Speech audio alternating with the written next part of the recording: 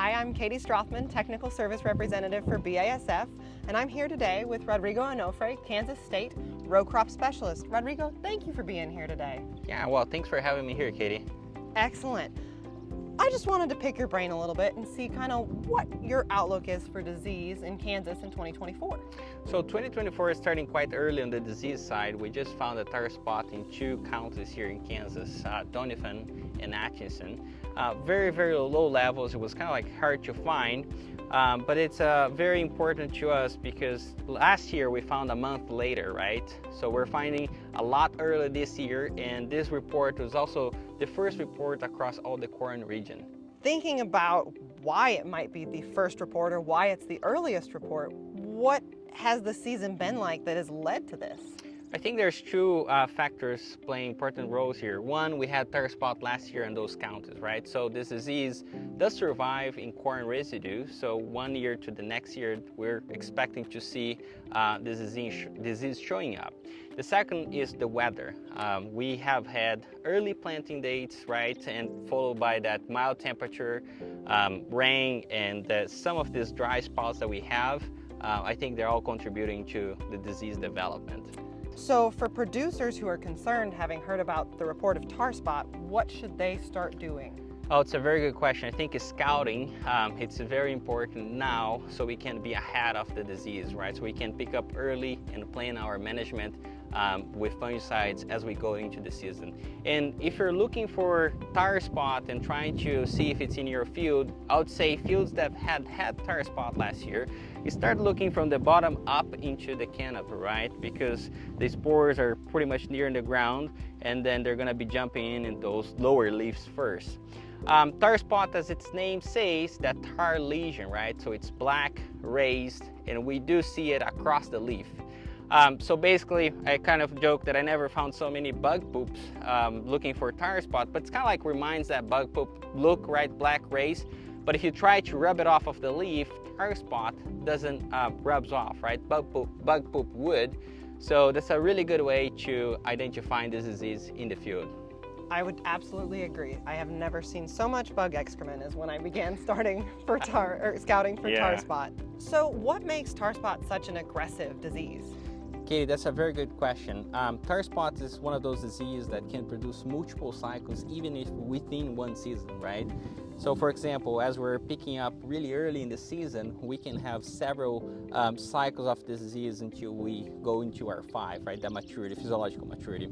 Another component is hybrid susceptibility. A lot of our hybrids still quite susceptible to this disease. A lot of folks are still having those hybrids in their farms, so just keep in mind too that will play an important role. Going back into the biology a little bit, the lesions that we see today, the infection actually happened 2-3 weeks ago, right? So we're always trying to play that catch up as we go into the management. Right, what you're referencing there is the latent period, which is the time between when the disease starts to grow in that leaf and when you actually see it on the leaf surface. And I like to think of that because I'm a weed scientist by training, kind of like the weeds that you see in your field. You know that the seeds are in the soil, but it takes time for them to grow before they emerge and you can go out and treat them. Exactly, so that's why scouting and early detection is crucial for best management approach.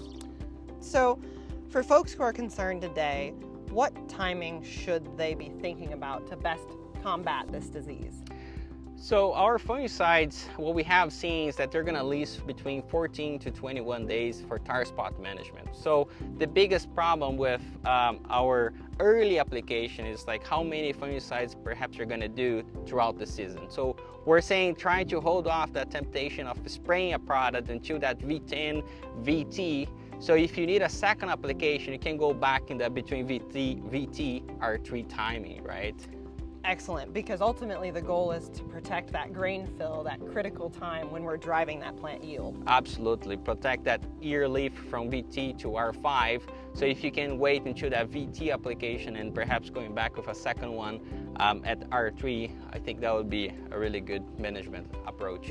So when growers do decide to manage, and they're looking for a fungicide, what have you found that's been most successful? What should they look for?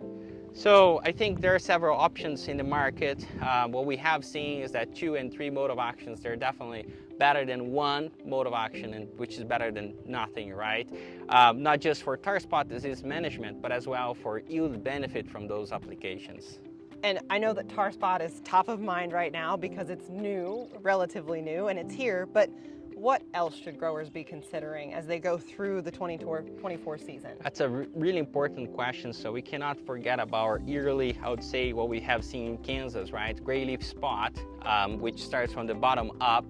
And just keep in mind that the same products that we're applying for tar spot will also catch other disease, right? So gray leaf spot is one of them that we see every year, and as well southern rust.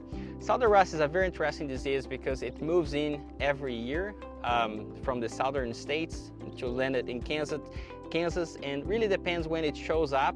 If it starts showing up early and we have that weather with rain and hot conditions, right, it could definitely be a problem for us. Absolutely. It's important to remember that managing one disease can help manage all, and certainly we don't want to just think about tar spot because there are other yield robbers living in our field or coming to find our fields. Absolutely. So whenever we face a difficult disease at BASF, we turn to our performance-driven fungicides powered by Revysol technology, Veltima, and Revitech. To find out more information about these products, contact your local authorized BASF retailer or visit revexfields.com.